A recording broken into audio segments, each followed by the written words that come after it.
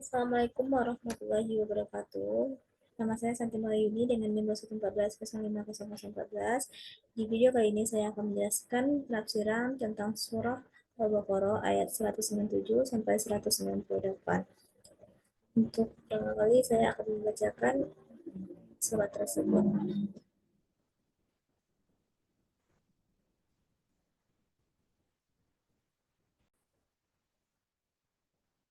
A'udzu billahi minasyaitonir rajim. Bismillahirrahmanirrahim. Al-Hajju Ashurun Maklumah.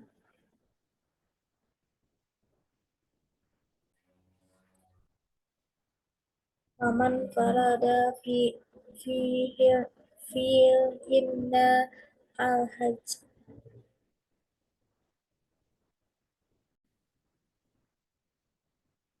fala rafasya wala fusuqa wala jidala fil hajj wa ma taf'alu min khairi ya'lamhullah wa tasaw wa tasawwadu wa inna wa tasaw wa tasawwadu fa inna khairan fa inna khairas sadit taqwa wa takuni ulil albab.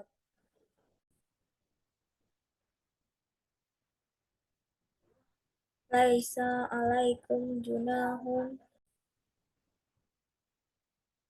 antab tagu fadlan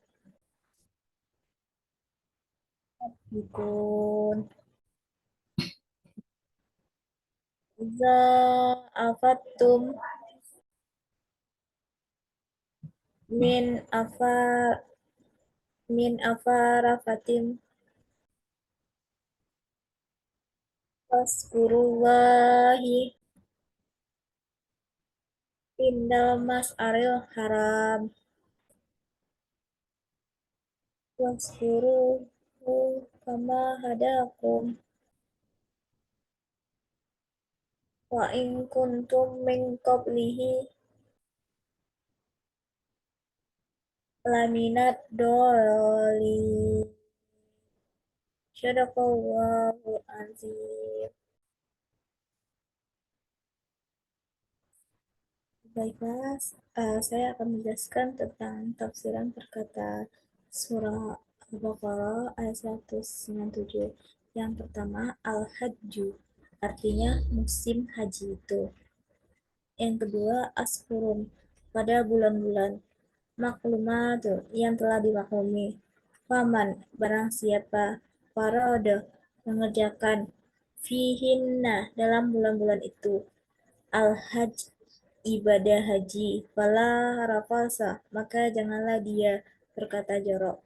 Wala fusuko, dan berbuat maksiat. Wala jidalah, dan bertengkar. Fil jan fil haji, dalam melakukan ibadah haji. Wama taf'alu, segala yang kamu kerjakan. Min khairi, berupa kebaikan. Ya, ya lama, ya, ya lama hullah, Allah mengetahuinya. Wata sawwadu, bawalah bekal. Fa inna khaira sadi, karena sesungguhnya sebaik-baiknya bekal takwa adalah takwa. Wataku watakuni, dan bertakwalah kepadaku, yang ulil albab, wahai orang-orang yang mempunyai akal sehat. Kemudian berikutnya ayat 198. Laisa alaikum junahun, bukanlah suatu dosa bagimu, antab tahu, untuk mencari fadla, karunia, min rabbikum, dari Tuhanmu, Faiza afattum, apabila kamu telah bertolak min arafatin, dari Arafah, faskurullah, maka berzikirlah kepada Allah indal indal mas'ari haram, di mas'aril haram, guru dan berzikirlah kepadanya, kama kama hadakum, bagaimana dia telah memberi petunjuk, wa in kuntum, sekalipun kamu min qablihi, sebelumnya, laminat dolim, benar-benar orang yang tidak tahu.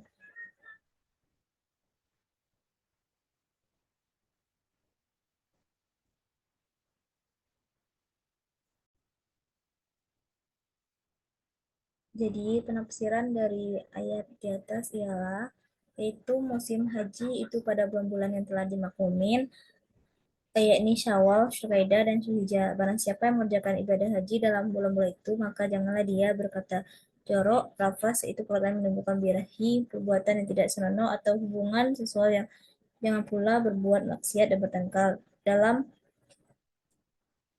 melakukan ibadah haji, meskipun bukan pertengkaran dahsyat. Segala yang baik yang kamu kerjakan Allah mengetahuinya, karena Allah mengetahui yang tersembunyi. Allah tidak mengantuk dan tidak pula tidur. Semua yang terjadi di langit dan di bumi berada dalam pantauannya. Bawalah bekal untuk memenuhi kebutuhan fisik,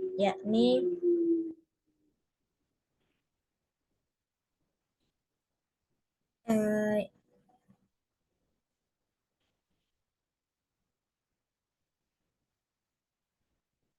yakni kebutuhan konsumsi, akomodasi, dan transportasi selama di tanah suci, termasuk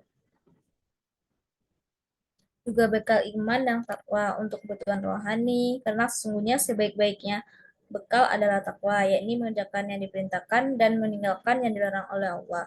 Dan bertakwalah kepadaku, wahai orang yang mempunyai akal sehat, supaya kamu menjadi manusia utuh, lahir dan batin. Waktu untuk mengerjakan haji itu sudah ada ketetapannya, yaitu pada bulan-bulan yang sudah ditentukan dan tidak diperbolehkan pada bulan-bulan yang lainnya. Diriwayatkan dari Ibnu Abbas dan sudah berlaku dalam mazhab Abu Hanifah, Syafi'i, dalam Imam Ahmad bahwa waktu mengerjakan haji itu ialah pada bulan Syawal, Dzulqa'dah, sampai dengan terbitnya fajar pada malam 10 Zulhijjah. Ketentuan-ketentuan waktu haji ini telah berlaku sejak Nabi Ibrahim dan Nabi Ismail. Setelah agama Islam datang, ketentuan-ketentuan itu tidak diubah, malahan diteruskan sebagaimana yang berlaku. Orang-orang yang sedang mengerjakan haji dilarang bersetubuh, mengucapkan kata-kata keji, melanggar larangan-larangan agama, berolok-olok, bermega-mega, bertengkar, dan bermusuhan. Semua perhatian ditujukan untuk berbuat kebaikan semata-mata. Hati dan pikiran hanya tercurah kepada ibadah, mencari keridhaan Allah, dan selalu mengingatnya. Apa saja kebaikan yang dikerjakan seorang muslim dan telah mengerjakan, pasti Allah dan mengetahui dan mencatatnya, dan akan dibalasnya dengan pahala yang berlipat ganda, agar ibadah haji dapat terlaksana dengan baik dan sempurna. Maka setiap orang hendaklah membawa bekal yang cukup, lebih lebih bekal makanan, minuman, pakaian, dan lain-lain, yaitu bekal selama perjalanan dan mengerjakan haji di tanah suci, dan bekal untuk kembali sampai di tempat masing-masing. Dirawatkan oleh Al-Bukhari, Abu Dawud, An-Nisa, dan lain-lain dari Ibnu Abbas bahwa dia mengatakan ada di antara penduduk Yaman, bila mereka pergi naik haji tidak membawa bekal yang cukup, maka cukup bertawakal saja kepada Allah. Setelah mereka sampai di tanah suci, mereka akhirnya meminta-minta karena kehabisan bekal. Maka bekal yang paling baik ialah bertakwa, dan hendaklah membawa bekal yang cukup sehingga tidak sampai meminta dan hidup terlunta-lunta.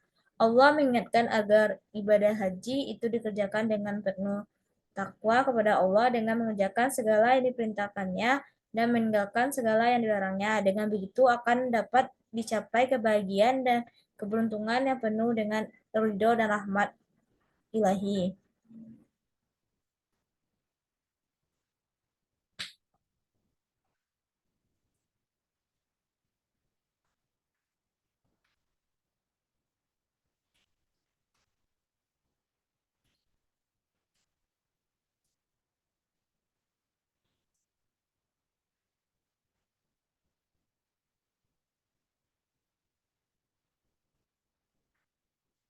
Kemudian dalam ayat ini dijelaskan apa yang tidak boleh dilakukan. Yang pertama itu rafat, yaitu hubungan suami istri bersetubuh. Yang kedua fasik adalah tidak boleh ucapan dan perbuatan melanggar norma susila dan agama. Jadi dalam pelaksanaan ibadah haji itu ketika melaksanakan ibadah hajinya dilarang melakukan itu. Kemudian tidak boleh berjidal, yaitu perbantaian atau permusuhan, perselisihan dan perpecahan yang tujuannya debat-debatnya mengarah ke sana. Jadi dalam pelaksanaan ibadah haji dalam waktu yang ditentukan sudah diketahui oleh Allah sebagai kebaikan kita. Maka kemudian berbekallah dalam pelaksanaan ibadah haji apakah bekal materi maupun bekal non materi.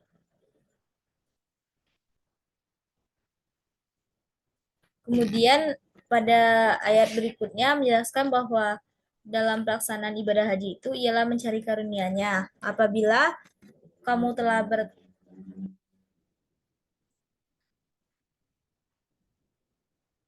bertolak ke Arafah, maka kemudian bersikirlah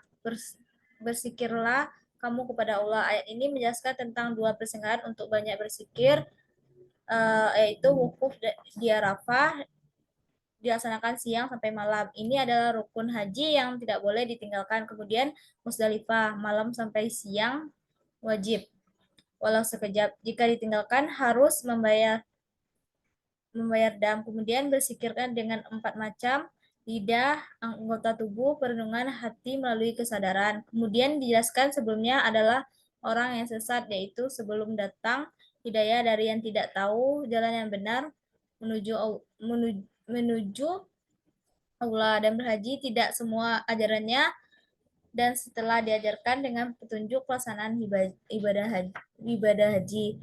Jadi kesimpulan dari uh, ayat Al-Baqarah 197 sampai 198 ini yaitu tentang pendidikan pelaksanaan ibadah haji, di mana dalam ayat ini menjelaskan waktu melaksanakan ibadah haji sejak bulan Syawal dan kemudian ayat ini mendidik kita tentang pelaksanaannya, misalnya dilakukan dan menghindarkan segala sesuatu yang merusak ibadah haji. Kemudian dijelaskan bagaimana pelaksanaan di Arafah, wukuf, Musdalifah, dan lain-lain. Dan berzikir dan persiapan untuk melakukan ibadah haji penuh dengan ketakwaan. Kemudian tentang segala sesuatu yang dilakukan ketika ibadah haji. Sekian penjelasan dari saya sudahi. Assalamualaikum warahmatullahi wabarakatuh.